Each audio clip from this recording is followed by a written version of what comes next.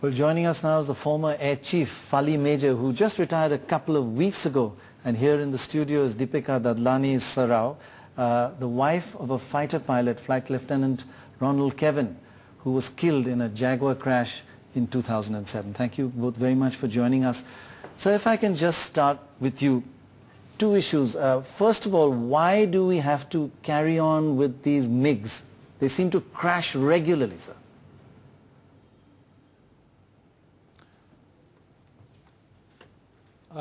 Prannoy, we are carrying on with the MiGs for a couple of reasons.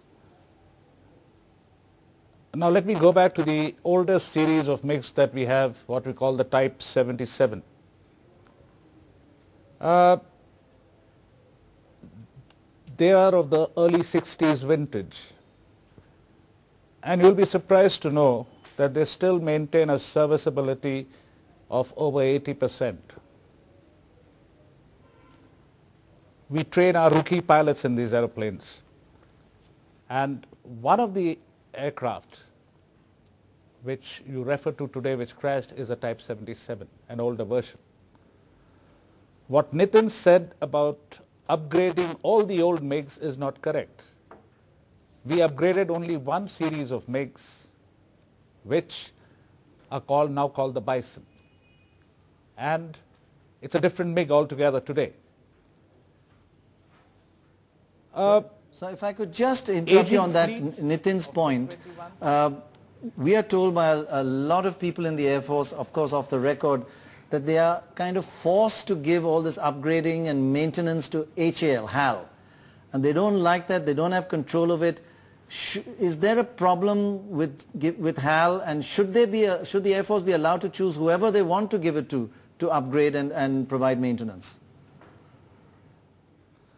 The upgrade of the aircraft we are referring to, the Bison, yes, it was done indigenously, but with many other equipment from other countries as well. And while the upgrade took a little bit longer than required, I can very confidently say that the Bison today is a pretty potent aeroplane. It's a very different MiG. When we talk of serviceability, it's a different ballgame.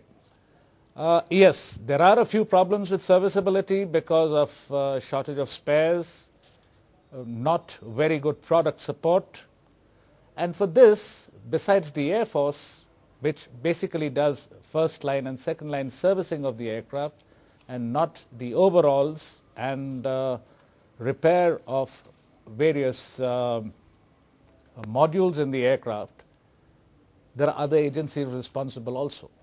Right, sir. If I can just bring in a fighter pilot, a pilot herself, Deepika Serrao. Your husband, ma'am, died in a plane crash. Yes.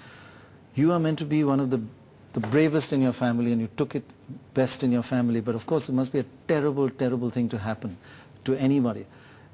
When you look back, you've left the Air Force now. Why did you leave, and is there generally worry amongst your colleagues who you've left behind about that, you know, the country is not looking after the planes enough and they're putting their pilots at risk? I left for various different reasons. I did not leave because there was any problem with my aircraft. I used to fly an AN-32. The AN-32, that's a huge aircraft, right? It is big. Yeah.